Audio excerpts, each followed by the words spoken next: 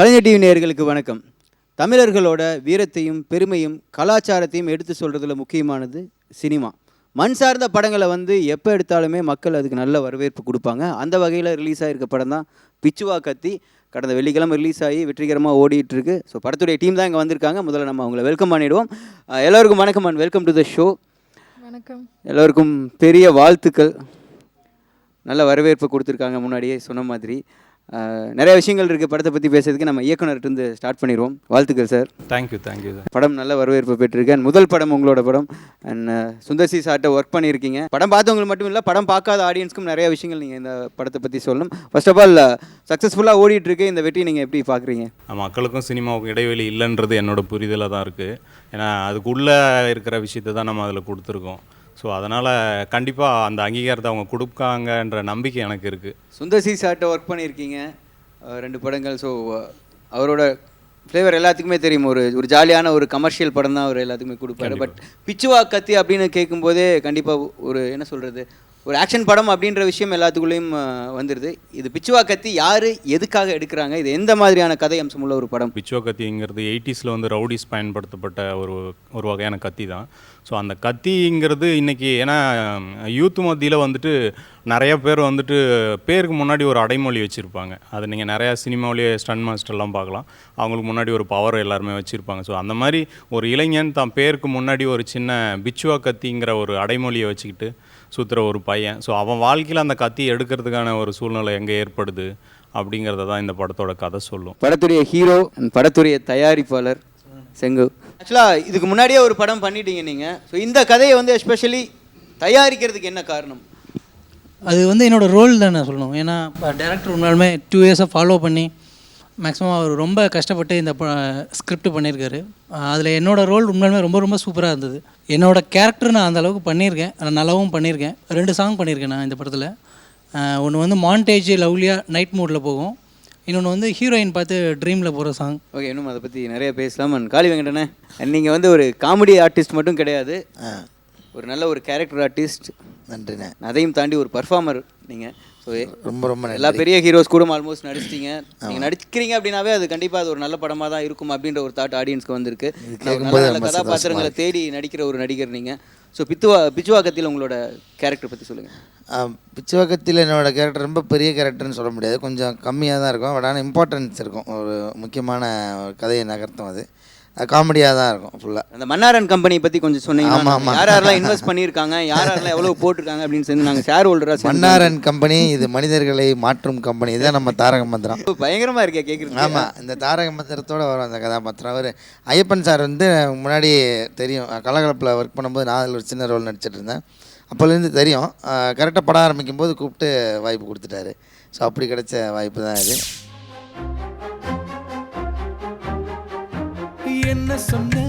என்ன சொன்ன இன்னொரு தடவை சொல்லிடு, நீ சொன்னதெல்லாம் செஞ்சிடுவேன், என்னையும் சேர வந்திட நீ.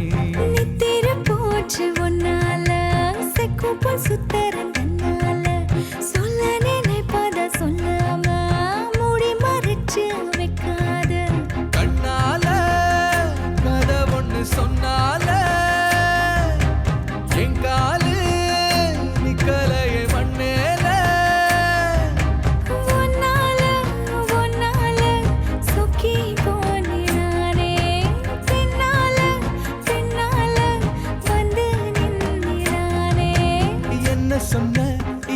சொன்ன இன்னொரு தடவை சொல்லிடு, நீ சொன்னதெல்லாம் செஞ்சிடுவேன், என்னையும் சேர வந்திட நீ. ரகுநந்தன் சார், முதல் படமே உங்களோட பாடலுக்கு தேசிய விருது கிடைச்சிருக்கு. நீங்கள் இசையமைத்த வரிகளுக்கு வைரமுத்து ஐயா அவார்டு வாங்கியிருக்காங்க. எல்லாத்துக்குமே தெரிஞ்ச விஷயம். ஸோ நிறைய பெரிய ஹீரோஸ்களோட படங்களில் ஒர்க் பண்ணியிருக்கீங்க, பெரிய டைரக்டர்ஸ் படங்களுக்கு ஒர்க் பண்ணியிருக்கீங்க. அண்ட் பிச்சுவா கத்தியோட எக்ஸ்பீரியன்ஸ் எப்படி இருந்துச்சு? எவ்வளோ பாடல்கள் இருக்குது, எப்படி வந்திருக்கு பாட்டெலாம்? ஆக்சுவலாக மொத்தம் 4 சாங்கு. அவர் சார் ஐயப்பன் சார் கதை சொல்லும்போது 4 சாங் தான் இருக்குன்னு சொன்னார்.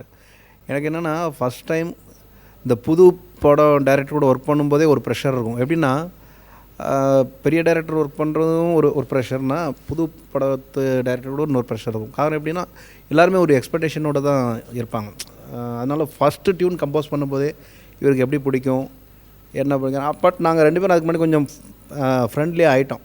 என்னெல்லாம் வேணும், எப்படி வேணும், சாங் வந்து எப்படிலாம் மூடு போகுது அப்படின்ட்டு. அவர் எனக்கு ஒரு லைன் மட்டும் சொன்னார். அதுக்கப்புறம் ஃபர்ஸ்ட் சாங் நாங்கள் கம்போஸ் பண்ணது வந்து அடியே அடியே இந்த சாங் தான் கம்போஸ் பண்ணோம். அவர் வந்து சார் ஒரு மெலடியாக ஒரு ஃபோக் இல்லாமல் ஒரு மிட்டாக இருக்கணும் அப்படின்னாரு. சரி சார் பண்ணுவோம் அப்படின்னு சொல்லிட்டு அந்த பையன் வந்து பஸ் ஸ்டாண்டில் வந்து அந்த பொண்ணை பார்க்குறான்.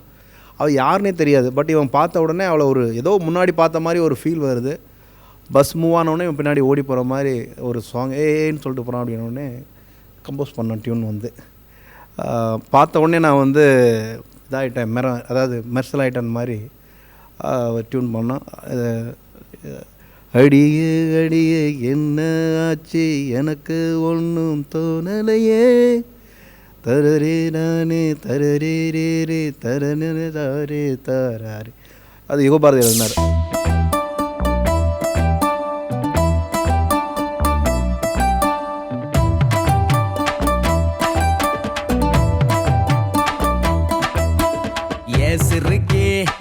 சிறுக்கே என்ன நீ எத்துற என் முறுக்கே, நாம் பொறுக்கே நல்லாவே தெரிகிற நாம் பொறுக்கே. கொள்ளாம கொள்ளுற நீதானே, கொள்ளாம கொள்ளுற நான் தானே, கொள்ளாம கொள்ளுற நீதானே, கொள்ளாம கொள்ளுற நான் தானே. என்னாச்சு ஏதாச்சு ஏதேதோ ஆயாச்சு கொப்ப மேல சத்தியமா,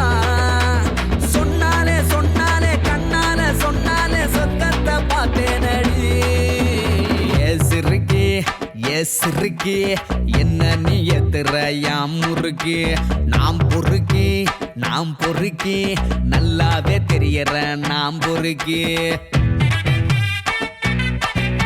பிரியங்கா, ஸ்னேகா விட்டுட்டு போன இடத்த வந்து நீங்கள் ஃபில் பண்ணிட்டீங்கன்னு சொல்லிட்டு எல்லாருமே சொல்கிறாங்க பிரியங்கா. ஏன்னா அவ்வளோ ஹோம்லியான கேரக்டர் பண்ணிகிட்டு இருக்கீங்க பேக் டு பேக். கரெக்டாக நீங்கள் சொல்லி கொடுத்த மாதிரியே சொல்லிட்டேன்ல, அந்த அமௌண்ட்டை வந்து அக்கௌண்ட்டில் கிரெடிட் பண்ணியிருக்கேன். ஓகேவா? அமௌண்ட் எனக்கு வந்தால் இது பண்ணுறேன். ஆக்சுவலாக ஜென்ரலாகவே வந்து நீங்கள் செலக்ட் பண்ணி பண்ணுற கேரக்டர் எல்லாமே ரொம்ப ஹோம்லியாகவே இருக்குது. ஆமாம். ஸோ இந்த படத்துலையும் அந்த மாதிரியான கேரக்டர் தான் பண்ணியிருக்கீங்களா? ஒரு படத்துலையும் ஒன்று இருக்கும், ஒரு பெஸ்ட் இருக்கும். ஸோ இந்த படத்தில் என்னென்னா டைலாக் மட்டும் பேசணும் அப்படின்றத தவிர, ஸோ ஒரு ரியாக்ஷனில் என்ன சொல்கிறாங்க அப்படின்னு சொல்லிட்டு புரிய வைக்கணும். ஸோ அந்த மாதிரி ஒரு கேரக்டர். ஸோ அது எல்லாமே வந்து டேரக்டர் சாருக்கு தான் வந்து தேங்க் பண்ணோம். சாரி கட்டிட்டு ஒரு ஹீரோயின்னா பக்கத்தில் கண்டிப்பாக ஒரு மாடர்ன் ட்ரெஸ் போட்ட ஒரு ஹீரோயின் வேணுமே. உங்களோட கேரக்டர் பற்றி சொல்லுங்கள். இந்த மூவியில் வந்து கேரக்டர் ஆனந்தி ஒரு த கேர்ள் நெக்ஸ்ட் டோர் மாதிரி கேரக்டர் தான். ரொம்ப எனக்கு பிடிச்சிருக்கு இந்த கேரக்டர். லைக் வெரி சிம்பிள் அந்த மாதிரி தான். அண்ட் ரொம்ப நல்ல எக்ஸ்பீரியன்ஸ் இருக்குது இந்த மூவியில் ஒர்க் பண்ணது. நித்தமும் நான் உன்னை பார்க்காம பித்தமும் ஏறித்தான் சுத்துறேனே, பக்தரை போலவே நானும் தான் தெய்வத்தை தேடித்தான் வந்தேனே. நித்தமும் நான் உன்னை பார்க்காம பித்தமும் ஏறித்தான் சுத்துறேனே, பக்தரை போலவே நானும் தான் தெய்வத்தை தேடித்தான் வந்தேனே.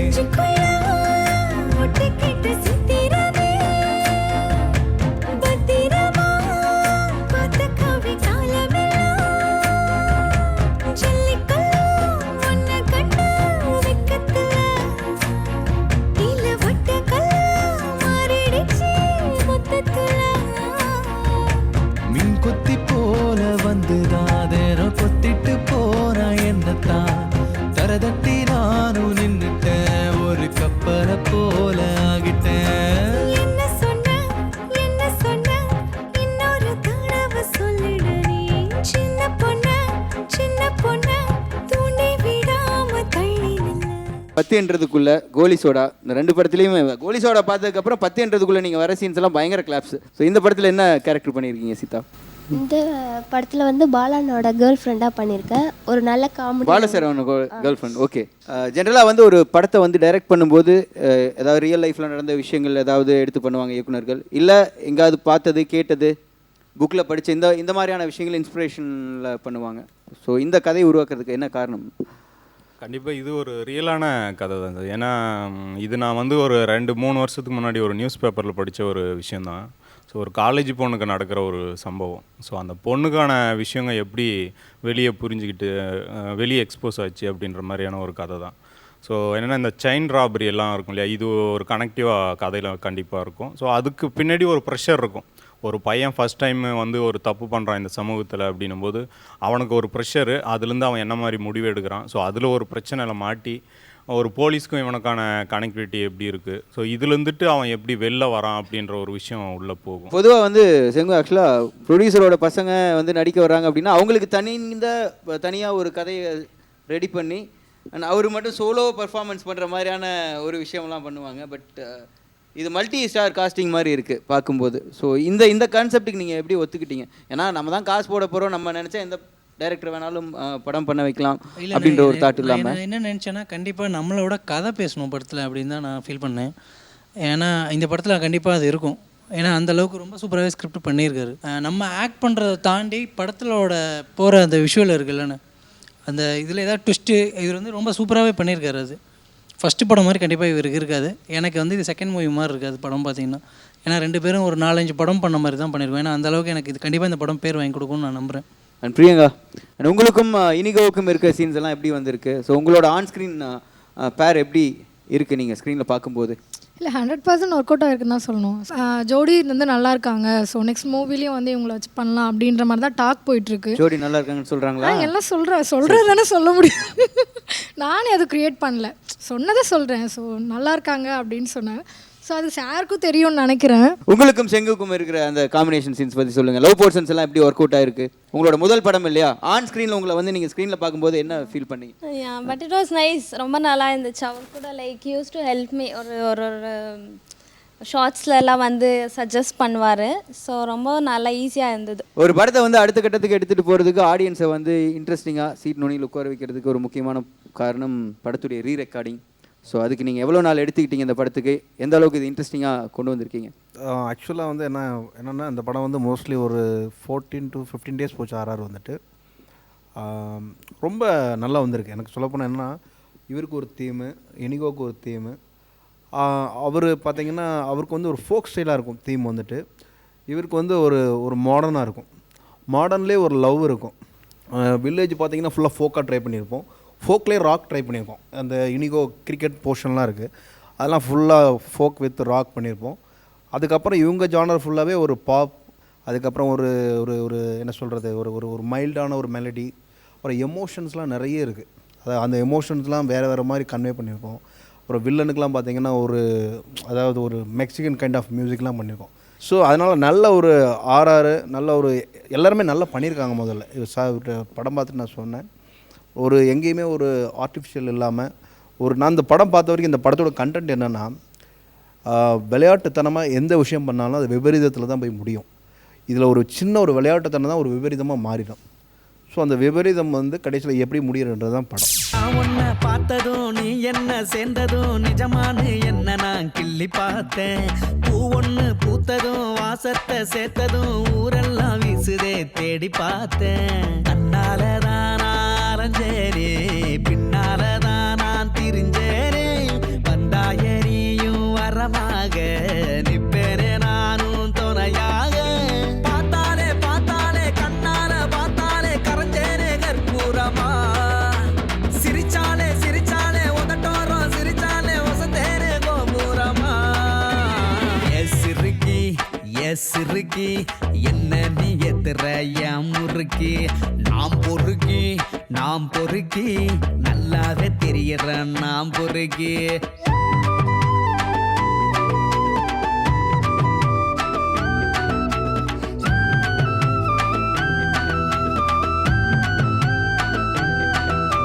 அண்ட் படத்துடைய காஸ்டிங் அண்ட் படத்துடைய டைலாக்ஸ் எல்லாமே வந்து படம் பார்த்தவங்க ரொம்ப சூப்பராக இருக்குன்னு சொல்லியிருக்காங்க. ஸோ இந்த கேரக்டருக்கு ரொம்ப ஆப்டானவங்களை வந்து செலக்ட் பண்ணி போட்டிருக்காங்க அப்படின்ற மாதிரி ஃபீல் பண்ணுறாங்க. ஸோ அதை பற்றி சொல்லுங்கள். வேறு யாரெல்லாம் நடிச்சிருக்காங்க இவங்களை தவிர, அவங்க என்னென்ன கேரக்டர் பண்ணியிருக்காங்க, அண்ட் அதே சமயத்தில் படத்துடைய டைலாக்ஸை பற்றியும் சொல்லுங்கள். கண்டிப்பாக இதுக்கு ஃபுல்லாக ஸ்க்ரீன் ப்ளே டைலாக் எல்லாமே நான் தான் பண்ணியிருக்கேன். இதில் காஸ்டிங் பார்த்தீங்கன்னா அதான் இனிகோ, செங்குட்டுவன் லீட் பண்ணியிருக்காங்க. ஸோ பிரியங்கா அப்புறம் அனிஷா அவங்களுக்கு ஃபேரு. இதில் அதான் நான் கமர்ஷியலாக இதில் வேணும். ஏன்னா இந்த கதை நான் ஸ்டார்டிங் பண்ணும்போது வந்துட்டு ஒரு ராவான மெட்டீரியலில் தான் எனக்கு கிடச்சிது. ஏன்னா அது ஒரு ரியல் சம்பவங்கிறதுனால. ஸோ அது எப்படி நம்ம மாற்றணும் அப்படிங்கிற விஷயங்கள் நிறையா ஒர்க் அவுட் பண்ணோம். அதுக்கு என்னென்னா இவருக்கு ஒரு ஃப்ரெண்டு, அவர் ஒரு வில்லேஜ் பேக்ட்ராப் இதெல்லாம் வரும்போது அவருக்கு ஃப்ரெண்டாக என்ன மாதிரி இருக்கணும் அவங்க. ஸோ அது வந்து வில்லேஜுக்கும் ஓட்டணும், அது சிட்டிக்குள்ளே வரும்போதும் அவங்க ஒரு மாதிரி மேட்ச் ஆகணுன்ற ஒரு விஷயம் இருந்தது. அப்போ வில்லேஜில் ஓட்டுற மாதிரினா அப்போ தான் எனக்கு ஆல்ரெடி நான் யோகி வந்து இதுலேயே கலகலப்பில் ஒர்க் பண்ணும்போதுந்தே நமக்கு நல்ல பழக்கம். ஸோ அதே மாதிரி தான் ரமேஷும் பார்த்தீங்கன்னா அதே மாதிரி ஒரு லிங்க்கில் தான் வந்தார். ஸோ அவங்க அப்புறம் காளி சார் இவங்களும் நம்மலாம் முன்னாடியெல்லாம் ஒர்க் பண்ண டீமு. ஸோ என்னென்னா அதில் யாருமே மிகையாக இருக்கக்கூடாதுங்க அப்படிங்கிறதுனால எல்லாமே. ரெண்டாவது எங்களுக்கு ஒர்க் பண்ணுறதுக்கு ரொம்ப ஃப்ரீடமான ஆட்கள் இவங்கெல்லாம். இன்றைக்கி இருக்கிற ஆர்டிஸ்ட்டில் நம்ம ஒரு விஷயம் சொன்னோம்னா அழகாக பண்ணிட்டு போகக்கூடியவங்க. அதனால் என்னென்னா எல்லாருமே ஃப்ரெண்ட்லியாக இருக்கிறதுனால நமக்கு இன்னும் நல்லா ஒர்க் பண்ணுறதுக்கான ஸ்பேஸ் நிறையா இருந்தது. இதுக்கு மத்தியில் பார்த்தோம்னா இன்னொரு இம்பார்ட்டண்டான ஒரு கேரக்டர் பார்த்திங்கன்னா மொட்டை ராஜேந்திரன் பண்ணியிருக்காரு. ஸோ அவர் எனக்கு நான் வியந்ததில் உண்மையிலே ரொம்ப நல்ல கேரக்டர் அவர். ஏன்னா எல்லாருமே அவர் அதான் எனக்கு ஃபஸ்ட்டு படங்கிறதுனால கொஞ்சம் நமக்கு என்னதான் இருந்தாலும் ஒரு சின்ன ஒரு தயக்கம் பயம் ஏதாவது சொல்லிவிடுவாங்களோ இல்லை நமக்கு ஏதாவது ஒரு விஷயம் தெரியாமல் போயிடுமோன்னு சொல்லிட்டு கொஞ்சம் நான் யோசித்து தான் பண்ணுவேன். அதை அவங்க காட்டிக்காமல் சரி ஃபஸ்ட்டு படம் அவர் கொஞ்சம் ஸ்ட்ரகிள் ஆனாலும் மேனேஜ் பண்ணுவோன்னு சொல்லிட்டு எல்லாருமே ரொம்ப சப்போர்ட்டிவாக ரொம்ப நல்லாவே பண்ணி கொடுத்தாங்க. இதில் கண்டிப்பாக இவங்க எல்லாருமே உள்ளே வந்ததில் ஒரு பெரிய ப்ளஸ்ஸாக இருக்கும். ஏன்னா ரா மெட்டீரியலாக இருந்த இந்த படம் அப்படியே ஃபுல் கமர்ஷியலான ஒரு கண்டென்ட்டாக வெளில வந்தது. இந்த ஆர்டிஸ்ட் எல்லாருமே உள்ளே வந்தது. எனக்கு ஸ்பெஷலாக இவங்களை சீதா சொல்லணும். எனக்கு உண்மையிலே அவங்களோட நடிப்பு நான் அவங்க உள்ளே வரணுங்கிறத வந்துட்டு கோலிஸோட பார்த்தேன். அதில் அந்த சர்ச்சில் ஒரு சீன் பண்ணியிருப்பாங்க. எனக்கு ரொம்ப அந்த சீன் இப்போ பார்த்தாலும் ஒரு மாதிரி எனக்கு ஃபீல் ஆகும். எனக்கு அதை பார்த்ததுக்கப்புறம் தான் கண்டிப்பாக இவங்கள பண்ண வைக்கணும். ஏன்னா அந்த கேரக்டருக்கு அந்த மாதிரியான ஒரு யதார்த்தமான ஒரு விஷயங்களை வெளிப்படுத்துறது அப்படின் போது ஆனால் வந்துட்டு அதில் கரெக்டாக பொருந்தி பண்ணியிருந்தாங்க. ஸோ இதுதான் இந்த காஸ்ட் அண்ட் க்ரோ. இதுக்கப்புறம் பார்த்தோன்னா வில்லனை வந்து ஆர்என்ஆர் மனோகர் பண்ணியிருக்காரு. ஸோ அவர் வந்து ஈட்டிக்கு அப்புறம் நம்ம படத்தில் கண்டிப்பாக ஒரு பெரிய வில்லனாக தெரிவார். அதுக்கப்புறம் பார்த்தோன்னா மற்றது ஆஸ் யூஷுவலாக அப்படியே மற்ற டீம் நம்ம டீம் ஃபுல்லாக இருக்குது.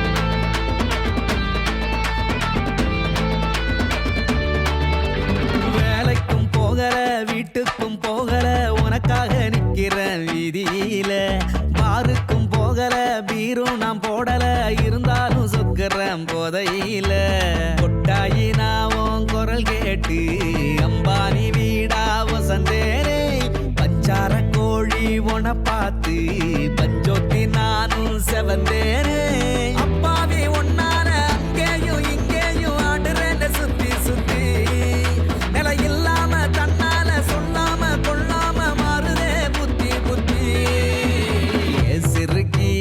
ஏ சிறுக்கி என்ன நீ எத்துற என் முறுக்கி, நாம் பொறுக்கி நல்லாவே தெரியற நாம் பொறுக்கி, கொல்லாம கொல்லுற நீதானே கொல்லாம கொல்லுற நான் தானே, கொல்லாம கொல்லுற நீதானே துல்லாம துள்ளுற நான் தானே, என்னாச்சு ஏதாச்சு ஏதேதோ ஆயாச்சு கொப்ப மேல சத்தியமா, சொன்னாலே கண்ணால சொன்னாலே சொர்க்கத்தை பார்த்தேனடி.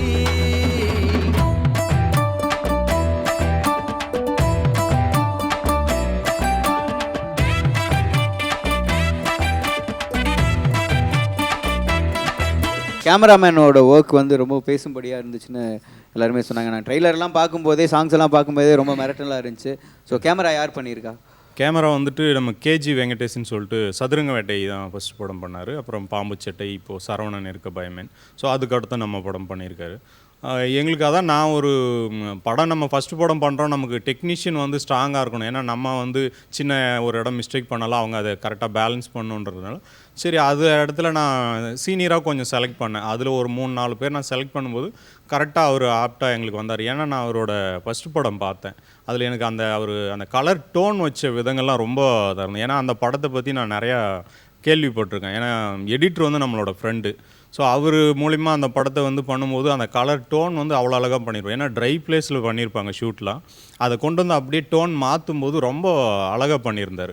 அந்த ஃப்ரேமிங் சென்ஸு எல்லாமே ரொம்ப அழகாக ஒரே டோன் இதுக்காக மெயின்டைன் பண்ணியிருக்கீங்களா? ஒரு சில படங்கள், ஆக்ஷன் படங்கள் பார்த்தீங்கன்னா ஒரே கலர் டோன் ஓப்பனிங்லேருந்து கடைசி வரைக்கும் அப்படியே மெயின்டைன் பண்ணுவாங்க. இல்லை அந்த மாதிரியான விஷயங்கள் ஏதாவது? சாரே சொன்னார், இந்த கதையில் வந்து அந்த மாதிரி ஒரே டோன் இருக்காது. ஏன்னா ஒருத்தரோட லைஃப் ஸ்டைல் வந்து, அதாவது இனிகோவோட ஃபேர் இருக்காங்களே, அவங்க சிட்டிக்கு வந்ததுக்கப்புறம் அவங்க லைஃப் ஸ்டைல் ஃபுல்லாக நைட் எஃபெக்டில் போகும். இவங்க ஜெய்யோட பொசிஷன் பார்த்திங்கன்னா, செங்குட்டனோட பொசிஷன் ஃபுல்லாக டே எஃபெக்டில் இருக்கும். ஸோ இந்த 2 கேரக்டரும் மிங்கிளாக வரதான் நமக்கு கதையில் இருக்கும். ஒரு கேரக்டர் நைட்டுலேயே ட்ராவல் ஆகும், இன்னொரு கேரக்டர் டேயில் இருக்கும். ஸோ இந்த 2 கேரக்டருக்கான ஒரு சின்ன கிளாஷ் இருக்கும்.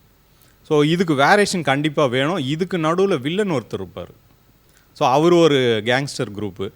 இதை தாண்டி இன்னொருத்தர் அந்த சிட்டிக்குள்ளே ஒரு போலீஸ், ரவுடித்தனமான ஒரு போலீஸு. ஸோ 4 விதமான லொக்கேஷன்ஸ், 4 விதமான வெரைட்டி ஆஃப் கலர்ஸ் இருக்கும். ஸோ அதனால் வந்து இந்த படத்தில் கண்டிப்பாக வேறு இதாக தான் இருக்கும். ஏன்னா அதான் சாரே சொன்னார், மியூசிக்லேயும் அந்த இடங்கள்லாம் நாங்கள் வந்து வேறையாக பண்ணுறதுக்கான விஷயங்கள் இருந்தது அப்படின்றது வந்து. அதனால் நாங்கள் அந்த இடத்துலலாம் ரொம்ப ஆப்டாக இருந்தாருன்னு சொல்லலாம் கேமராமேன். குறிப்பாக வந்து கிளைமேக்ஸ்லாம் எடுக்கும்போது ரொம்ப எங்களுக்கு ஒரு இதாக இருந்தது. எனக்கே ஷார்ட் பார்க்கும்போது என்னென்னா, நான் அது ஒன்று யோசிச்சு வச்சுருப்போம் இல்லையா, அது வெளியே வரும்போது எனக்கே ஒரு மாதிரி ஃபீல் ஆகும். ஏன்னா நான் எடுத்ததுலேயே அந்த கிளைமேக்ஸ் எடுக்கும்போது எனக்கே ஃபீல் பண்ண இடங்க அதெல்லாம்.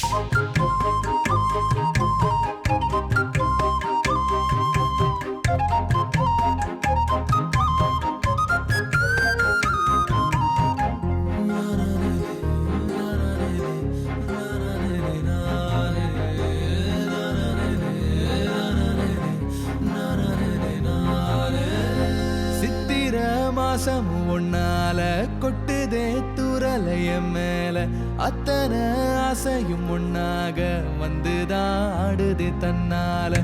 சித்திர மாசம் உன்னால கொட்டுதே துரலைய மேல, அத்தனை ஆசையும் ஒன்னாக வந்துதான் ஆடுதே தன்னால.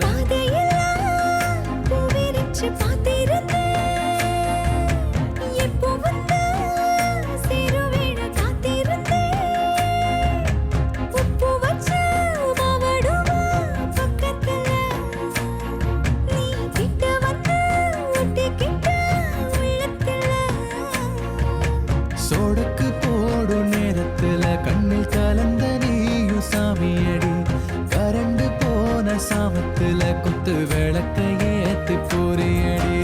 என்ன சொன்ன இன்னொரு தடவை சொல்லிடறி.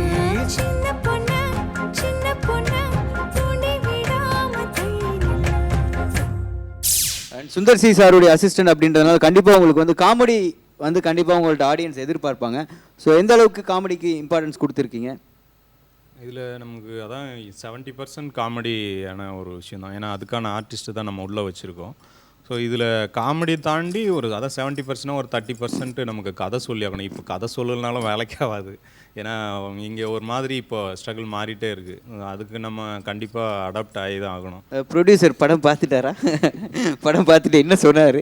ஏன்னா இப்போத்து ஜென்ரேஷனில் நான் ஒரு பிஸ்னஸ் பண்ண போகிறேன் அப்படின்னு சொல்லி வீட்டில் பணம் கேட்டால் என்ன சொல்லுவாங்கன்னு, என்ன வார்த்தை வரும்னு நமக்கு தெரியும். என்னை நம்பி இவ்வளோ பணம் போட்டு பணம் வருது வரலன்றது இன்னொரு விஷயமா இருந்தாலும், என் பையன் இதில் நின்னாகணும் அப்படின்ற ஒரு இதில் கண்டிப்பாக இருக்கார் எங்கள் அப்பா. அந்த இதில் எனக்கு ரொம்ப சந்தோஷமாக இருக்குது. படம் பார்த்தோன்னே டேடி என்கிட்ட சொன்ன ஒரே மேக்ஸிமம் அவர் யாரையும் அதிகம் பாராட்ட மாட்டார். அந்த மாதிரியான ஒரு கேரக்டர். படம் பார்த்துட்டு டேரக்டரையும் சரி மியூசிக் டைரக்டர்கிட்டையும் சரி ரொம்ப இது பண்ணிட்டு கை கொடுத்துட்டு போனார். ரொம்ப நல்லா வந்திருக்கு சார், நான் எதிர்பார்த்த விட சூப்பராக வந்திருக்கு படம் அப்படின்னு சொல்லிட்டு போனார். எடிட்டரை பற்றி நம்ம இன்னும் பேசவே இல்லை. ஆனால் ஒரு படத்தை வந்து கதையை மாற்றுறவரே அவர் தான். அவர் டேபிளில் போட்டதுக்கு அப்புறம் தான் அந்த படம் வந்து அங்கே ஃபைனலைஸ் ஆகுது. ஸோ அவரோட ஒர்க் பற்றி சொல்லுங்கள். கண்டிப்பாக எடிட்டர் அதான் ராஜா சேதுபதின்னு சொல்லிட்டு ஃபஸ்ட்டு படம் அவருக்கு கோலி சோடா தான். அதான் நான் ரசித்த ரொம்ப முக்கியமான படங்களில் கோலி சோடாவும் ஒன்று. ஏன்னா அது நான் மட்டும் இல்லை, எனக்கு தமிழ்நாடே அதை ரசித்த ஒரு படம். ஸோ அதுதான் அவரோட ஃபஸ்ட்டு கேரியரில் எடுத்த படம். அதுக்கப்புறம் பார்த்தோம்னாக்கில் பாம்பு சட்டைன்ட்டு கண்டினியூவாக பண்ண ஆரம்பித்தார். என்னென்னா பண்ண படங்கள் எல்லாமே அவரது வந்துட்டு நியூ டைரக்டராக தான் இருக்கும். ஸோ எல்லாமே ஒரு நல்ல கண்டென்ட்டை தாங்கி வர மாதிரியான ஒரு படங்களாக பண்ணிகிட்டு இருந்தார். ஸோ அப்போ தான் அவரோட அறிமுகம் எங்களுக்கு கிடச்சிது. நாங்கள் மேக்ஸிமம் நான் அதான் சூஸ் பண்ணி தான் கொஞ்சம் இது பண்ணேன். ஏன்னா நமக்கு ஃபஸ்ட்டு படம் வர எல்லா டெக்னீஷியனுமே கொஞ்சம் எக்ஸ்பீரியன்ஸ் இருந்தால் நம்மளுடைய வேலை கொஞ்சம் ஈஸியாக இருக்கும் அப்படிங்கிறதுல நான் தெளிவாக இருந்ததுனால, ஸோ அமைஞ்ச டீம் எல்லாமே சாரும் சரி, கேமராமேன் சரி, எடிட்ரு, ஆர்ட் டைரக்டர் எல்லாருமே எல்லா டெக்னீஷியனுமே வந்து சீனியராக இருந்ததுனால எனக்கு அந்த விஷயத்தில் கொஞ்சம் ரிலீஃபாக இருந்தது. ஏன்னா ஒர்க் பண்ணும்போது இல்லாட்டி ஏதாவது ஒன்று சின்ன மிஸ் ஆகிடுமோ அப்படின்ற ஒரு பயம் இருந்துகிட்டே இருக்கும். அதுவும் ஃபஸ்ட் படத்தில் அது நிறையாவே இருக்கும். ஸோ இந்த இடங்கள்லாம் நமக்கு என்னென்னா இவங்கெல்லாம் உள்ளே வந்ததுனால இந்த பயம்லாம் கொஞ்சம் எனக்கு குறைஞ்சிருச்சு. படம் ரிலீஸ் ஆகி நல்ல வரவேற்பு பெற்றிருக்கு. இன்னும் மிகப்பெரிய அளவில் வெற்றி அடையும்னு சொல்லிட்டு என்னோட சார்பாகவும் நேர்கள் சார்பாகவும் வாழ்த்துக்கள் சொல்லிக்கிறேன். And once again congratulation. Thank you so much and thanks for coming. Thank you.